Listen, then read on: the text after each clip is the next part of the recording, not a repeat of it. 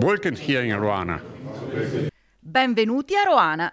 Ci accoglie così nella lingua cimbra Giancarlo Bortoli, presidente dell'Istituto di Cultura Cimbra, in occasione dei primi 50 anni di vita dell'organismo, con sede a Roana, celebrati con un convegno che ha coinvolto tutto l'Altopiano e la Regione Veneto. L'attività dell'Istituto da un lato ha consentito di frenare la perdita della lingua, quindi di essere un presidio per la tutela della lingua. Dopodiché è stato anche un presidio per il diffondersi dell'orgoglio cimbro e della cultura cimbra, che significa anche ricerca storica, pubblicazioni, attività di assistenza agli studenti, di tutto e di più. L'attività è veramente enorme, ha costituito anche il museo dell'attività cimbra, che è un museo di storia rurale in sostanza, fatto di attrezzi con il nome in italiano e il nome anche in cimbro.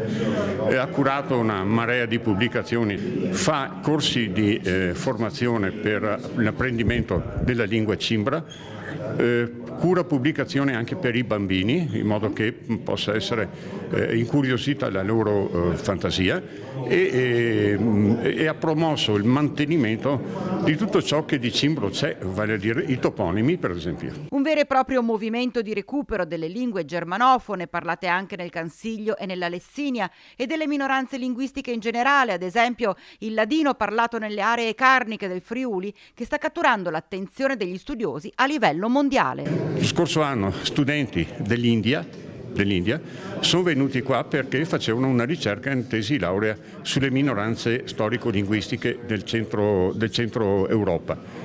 E è anche l'occasione di dire che il capo politico dell'India si chiama Sonia Gandhi, ma Sonia Gandhi e Sonia Maino è una cimbra perché è nata a Louisiana.